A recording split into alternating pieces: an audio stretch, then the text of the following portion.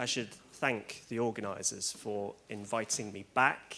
Some of you may remember me from last year when I was talking about cross-border e-commerce. Today, I think we've already heard quite a bit about retail and the cross-border side of things. So I'm going to be talking about Britishness. Some of you might be fed up of hearing the word British and Brexit, but I think it's an important sort of part of the jigsaw, I think, in terms of succeeding in China is understanding how culture is important to brands and how brands can really leverage the traditions of the culture that they represent in terms of targeting the new consumer. So just to wind back, I think it's important when thinking about China to consider the historical context of our country's relationship, and I think this applies to France as well as to Britain. Understanding the historical relationship that we have with China as a country. Obviously, Britain has a very long history in China, not all of which is positive. And in fact, if we go back, this is sort of going back to the late 18th century, in the 1790s, when Britain first sent a trade mission out to China. This is when the imperial powers were starting to import from China. They were buying silks and teas and things like that. And Lord Macartney went out to China. He took a trade delegation to visit the Emperor Qianlong. And he was trying to open up the treaty ports for Britain to start exporting to China and obviously bringing product over. All of his demands were rejected.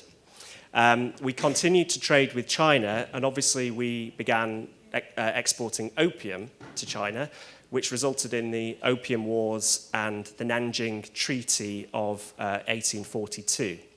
And as you can see here, as graphically illustrated in this image, this is when the imperial powers divided up China. We ceded Hong Kong to the British, set up treaty ports, and so on. And I think that it's important from a brand perspective to really understand this history, in that we talk a lot about the appeal of Britishness and the appeal of foreign brands to Chinese consumers, but actually bubbling under the surface is also a kind of nationalism that does exist with many consumers in China and that can bubble to the surface. So if you get your brand positioning wrong, if you're providing poor customer service, if we're seeing political events which might be affecting your country, Trump, Brexit, etc., could be some of them, that it can affect your brand.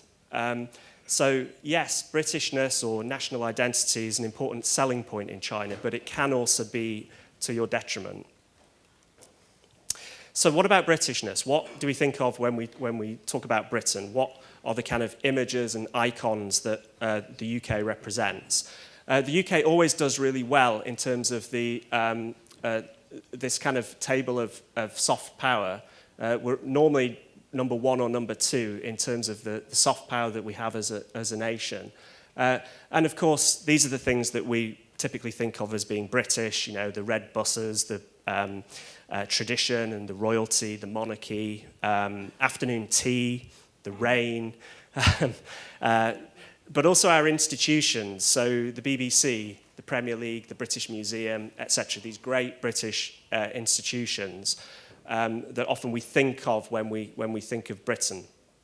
They're not always how British brands themselves perceive themselves, and there is this dichotomy between Rule Britannia, of the tradition and the heritage that goes up to, that sort of sits behind many British brands, and the kind of cool Britannia, so the more modern, quirky type of brands that really look to leverage that modernity. So in terms of China, obviously all of this is incredibly appealing. The tradition and the heritage that Britain represents is incredibly attractive to China. So Downton Abbey has, I think the last series of Downton Abbey had 160 million viewers in China. Other kind of popular shows like Sherlock, obviously the Harry Potter movies, Paddington, James Bond, etc., all incredibly popular in China. And I think that in terms of decoding why these things are so popular in China, it's important to think about China's own history and the fact that China, you know, it is a great was a great imperial power with 5,000 years of history. But since the Second World War, that kind of tradition in China has been suppressed to a certain degree. And I think there is a thirst and a longing for the things which Downton Abbey represents, that kind of, that older age, that kind of nostalgia for a past, that kind of aristocratic lifestyle. So we see it in terms of the popularity of China's own soap operas set in a kind of period, historical dramas in China, also incredibly popular. And I think it also represents that kind of aspirational middle class in China. You know, increasingly Chinese elites, kind of upper middle classes, they can no longer just display their wealth by having the latest Gucci handbag or, you know, driving a Land Rover or a Rolls Royce. These things are available to lots of people in China now. So focusing on the manners and the education and the kind of lifestyle of elites, therefore becomes a way for the middle classes to kind of differentiate themselves. So we see that in China. Some of you may have seen this place called Thames Town in Shanghai, which is a kind of mock English village that has a British pub and a post office and all of the things that you would want from a British town. Polo clubs in China are booming. So more and more wealthy Chinese joining a polo club, joining an exclusive golf club. These are the ways to kind of display your wealth, but also to display your education, that you're above the kind of the rest of society in some way. You know, learning about afternoon tea, you know, tea parties, and British exports of tea and biscuits has boomed over the past 18 months. Huge demand for that. And also butlers. So what better way to demonstrate your kind of status than having your own butler at home? And there are many butler schools now that are also springing up across China. And obviously education as well, so sending your kids to a British school, maybe sending them overseas to university or one of the British schools that we have in China. So how are British brands kind of tapping into this thirst for British culture and that thirst for tradition? A fairly obvious example is British Airways, obviously our national carrier. If we take a look at the way that they kind of position themselves, obviously they do everything they can to take advantage of that Britishness. If we look at their Weibo page, then, you know, you have the Houses of Parliament there. A lot of their posting on Weibo and WeChat is focusing on famous British landmarks. Here we have some destinations, some locations that were locations for the Harry Potter film, but also some quite unique ways of talking and educating people about Britishness. So here we have some different types of tartan. So posts about, you know, Scottish heritage and tradition that most Chinese tourists won't be familiar with. So really integrating this into their campaigns, their whole WeChat and Weibo strategies. And I'm just going to show you a quick video. This sits on BA's homepage, and hopefully this will work. My mates call me Big Ben. Maybe it's because I've got a big appetite. That's why I love London. For years, the world has laughed at our cooking. Rubbish food? Do me a favour. With more Michelin stars than the whole of the US. There's so much choice. Authentic Italian restaurants.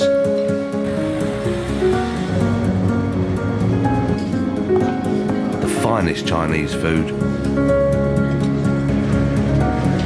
And of course, traditional English cuisine. You just can't beat a curry.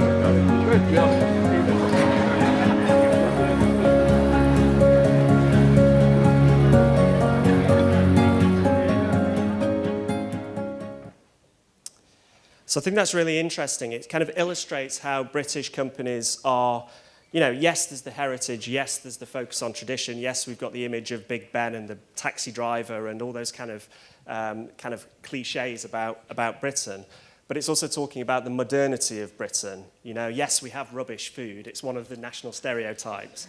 But we also have a very cosmopolitan city, London, you know, great restaurants and places for tourists to visit.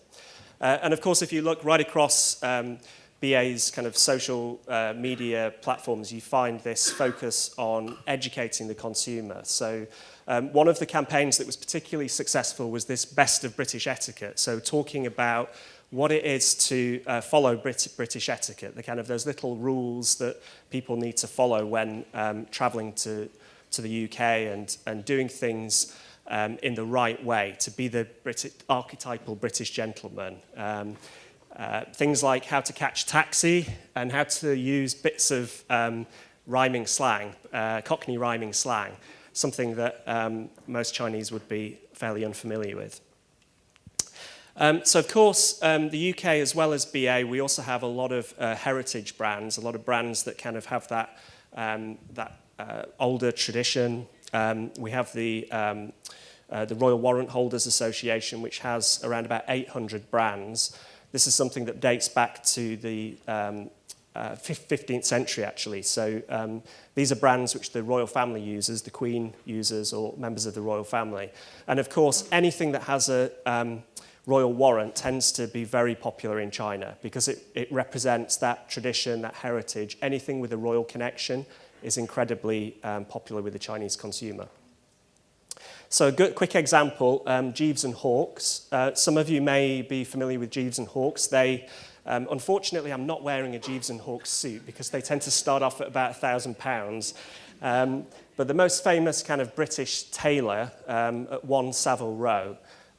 So very much a traditional British brand. You know, they've made suits for royal families through the centuries, dating back several hundred years.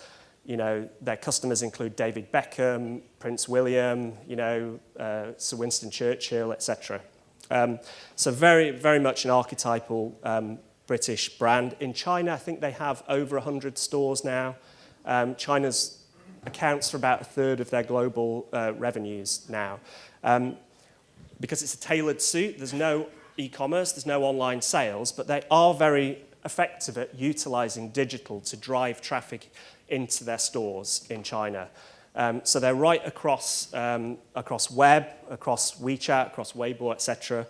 When you look at their WeChat feeds, you know, you see that a lot of the stories are around tradition. It's about articulating the history and the heritage of the brand, how it's evolved over the years.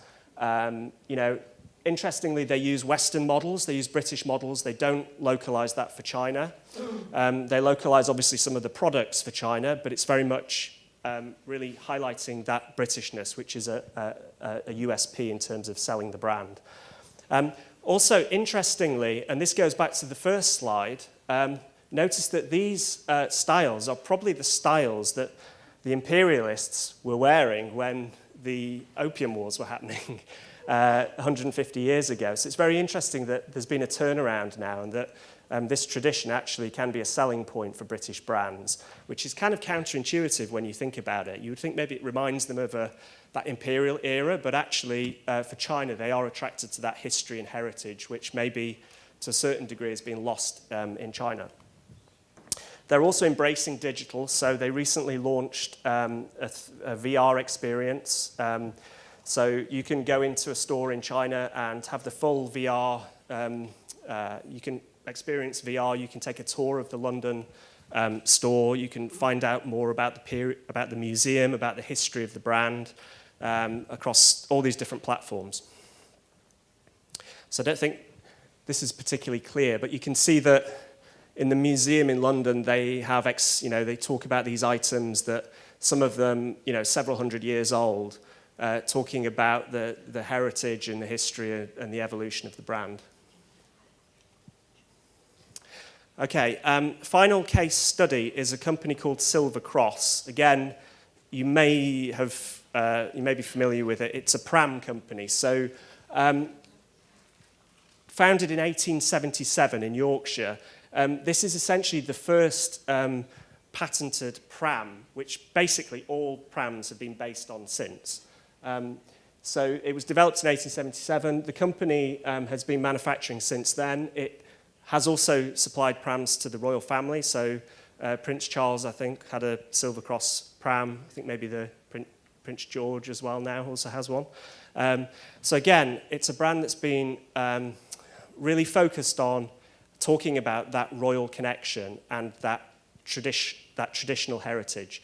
So again, I have another video, so hopefully this will illustrate just how they do that.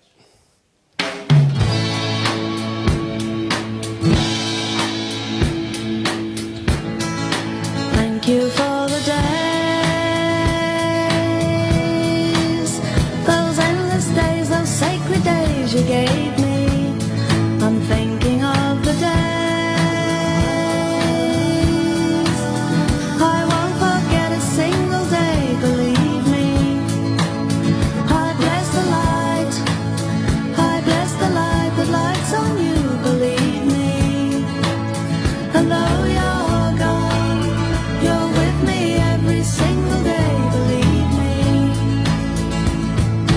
Days I remember all my life, days when you can't see wrong from right. You took my life, but then I knew that very soon you'd leave me. But it's alright, now I'm not frightened of this world, believe me. I wish today could be tomorrow. The night is long, it just brings sorrow, let it wait. Oh, thank you for the days, those endless days, those sacred days you gave me. I'm thinking of the days I won't forget a single day, believe me. Days I remember all my life, days when you can't see wrong from right. You took my life, but then I knew that very soon you'd leave me. But it's alright, now I'm not frightened of this world, believe me.